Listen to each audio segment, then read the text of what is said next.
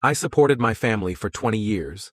The moment I lost my job, they turned on me. Now that I've rebuilt, they want back in. Hello Reddit I+ here. My name is Brian Keller. I'm 48 years old, and for 20 years, I carried my family, emotionally, financially, and physically, on my back. I worked 6 days a week as an operations manager for a logistics firm. I was up at 4:30 a.m. and didn't get home until long after dinner. I missed birthdays, school plays, anniversaries, because someone had to keep the lights on.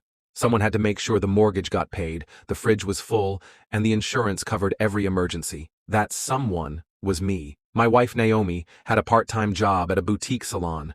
But let's be real. She hadn't worked more than 10 hours a week since our second kid was born. We had 2 children, Lena and Marcus, and I wanted them to have a better life than I did growing up. So I said yes, always. Yes to private school, yes to piano lessons, yes to braces, school trips, and expensive college prep programs. If it cost me sleep, my hobbies, and my own dreams, so be it. I was doing it for my family, and for 20 years, I thought they loved me for it. I was wrong. The breaking point. It started 2 weeks after my 48th birthday. I walked into work one morning and got called into a conference room. My department had been outsourced. My position, eliminated, just like that. No warning, no transition, just a cardboard box with my name on it and a severance package that barely covered 2 months of bills. I came home that night shaken, but still calm. I had savings, some investments, and I figured I'd take a few months to regroup. Naomi barely looked up from her phone when I told her. "You'll find something else," she said, scrolling. "You always do." No hug, no encouragement, no, "we're in this together," just indifference. It got worse from there. Within a month, she started leaving passive-aggressive job listings on the kitchen counter. Marketing assistant, entry level. "You're not too proud to take something, are you?" Lena, our 19-year-old daughter, started making jabs too. "You've been home for like a month now. Are you even trying?" But the real gut punch came when I overheard a conversation between Naomi and her sister while they were having wine on the patio. "I can't carry him," Naomi said. "I've carried this house emotionally for too long. If he can't be a provider, then what is he?" That word, provider, hit me like a knife, as if I hadn't bled for this family for 2 decades. The divorce bombshell. 2 weeks later, Naomi sat me down and said she needed space. Translation? She had been talking to a divorce lawyer. I begged her to reconsider. I said I just needed a few months, that I was already talking to companies and had 3 interviews lined up. She looked me dead in the eye and said, "I didn't sign up for a life of uncertainty, Brian." That night, she moved into her sister's place with the kids. No discussion, just a text. "I'll be staying at Carla's for now. I need stability for the kids." And just like that, I went from husband and father to a man sitting alone in a quiet house he built with his bare hands. What they didn't know, what Naomi didn't know, what nobody knew, was that I had been working on something in the background for the last 5 years. After a close friend from college passed away suddenly, I realized how fragile life was. So I started pouring money into a side project, a logistics software tool that optimized delivery routes for small fleets. I hired 2 coders overseas, built a prototype, and quietly filed for a patent. While Naomi was complaining about uncertainty, I was sitting on a business that had just been acquired by a startup accelerator in Austin. 3 months after they left me, I signed a deal worth $1.8 million up front and an equity agreement worth far more down the line. But I didn't post about it.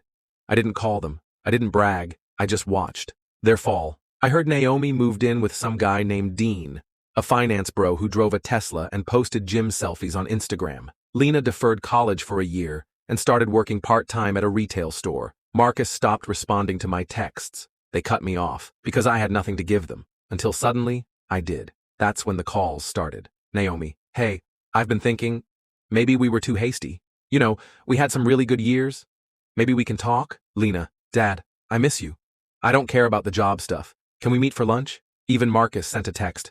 "Hey, Mom's new boyfriend sucks." But I had learned my lesson. I replied to Lena, "I'm proud of the woman you're becoming, but I won't be your emotional punching bag when things go south. That role is retired." To Naomi, I said, "You made your choice when I was down, and now that I've risen, you're not invited to this chapter." The dinner that changed everything. 6 months later, I agreed to meet them for dinner. They thought it was a reconciliation. I wore a tailored suit, pulled up in a brand new electric Benz. I could see Naomi's jaw clench when she saw it. We sat down. Naomi smiled too wide. Lena looked uncomfortable. Marcus mumbled hello. Then Naomi started, "I've been doing a lot of thinking.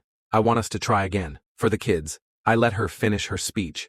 Then I calmly pulled out a folder and set it on the table. Inside was a printed breakdown of every major expense I'd covered over the last 20 years, down to Lena's $12,000 orthodontics and Naomi's $9,800 designer furniture sets. I looked at them and said, "This is the man you left behind, the one you said wasn't providing enough, the one you abandoned in his lowest moment. But I'm not that man anymore. I've rebuilt myself, not for you, but in spite of you, and I'm not angry. I'm just done." Naomi's face went white. Lena looked like she'd been slapped. I got up, paid the bill, and walked out. Calm, clean, and finally free. Today, I run my own company, employ over 30 people, and just bought a home by the lake. I still send birthday cards to the kids. If they ever truly want to rebuild a relationship on real terms, I'm open, but I'll never again pour myself into people who only love me when I'm useful.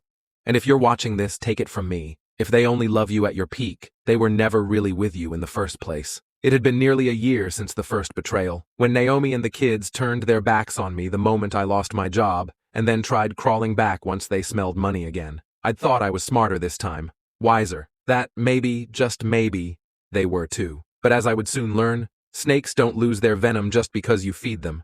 Naomi's second chance, or so I thought. After the fallout at dinner, Naomi sent me a letter, handwritten. In it, she said she had gone to therapy, that she was working on herself, that she realized she had allowed bitterness and fear to poison her decisions. She said she wanted to earn my trust back, not as a wife, but as a person who had once loved me deeply. And damn it, I believed her.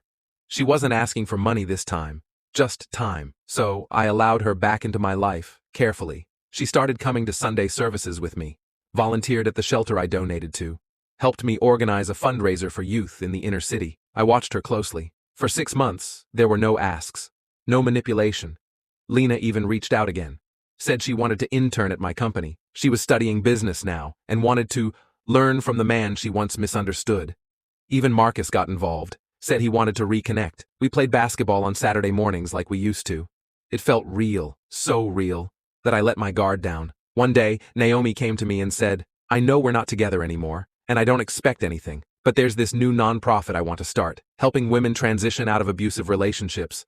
I want to do something meaningful, for once. I just need someone to vouch for me, maybe co-sign the initial grant, that's all." I hesitated. She didn't ask for money, just support, a signature on a grant application that would allow her to pull donor funds through a startup account. She even showed me the mission statement, the plan, the board members. It looked legit. Against my instincts, I signed it. 3 weeks later, I got a call from an old business contact. "Brian, were you aware your name's listed as CFO on a charity that's being audited?"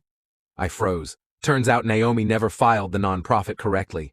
The board members, fake, the EIN number, invalid, and the funds, already withdrawn.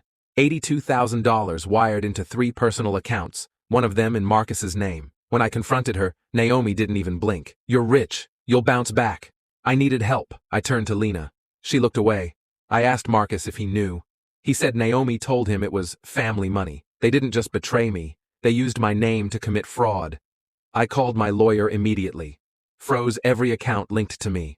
I went scorched earth, filed a legal declaration separating me from the organization, and submitted every message, email, and signature trail that proved I had been duped. But the damage was already spreading. My business partners asked questions. A few clients pulled contracts, just to be safe. I cleaned it up, restored my reputation. But I also learned something. You can't rebuild bridges that were never made of stone to begin with. These were paper bridges, flimsy, transactional, designed only to hold weight while I was useful. So I did the one thing I hadn't done before. I buried the old me. I sent a single group message. "To Naomi, Lena, and Marcus, I carried you for 20 years. I forgave you once. I gave you a second chance because I believed people can change. But I see now, you never wanted healing. You wanted access. So hear me clearly. This chapter is closed. For good. If we see each other again, let it be across a courtroom, or in the past, where you left me when I was down." Then I blocked every number, changed my email, sold the house they used to visit, and moved across the country to start again. 1 year later, Naomi tried to file a lawsuit, claimed I'd misled her into thinking we were reconciling. It was thrown out. Lena sent an apology letter. My assistant returned it unopened. Marcus? Last I heard, he tried to start a YouTube channel exposing me. It flopped. And me? I launched a new company focused on corporate ethics and fraud prevention. I tell my story at business conferences, not as a victim, But as a man who learned the most brutal lesson there is, blood doesn't mean loyalty, love doesn't mean trust, and forgiveness doesn't mean you owe them a second bullet to the back. I don't hate them, but I'll never let them close again. And if you're watching this, let me leave you with this. When someone betrays you twice, don't waste time wondering why. Waste no time at all, just walk away, and never look back.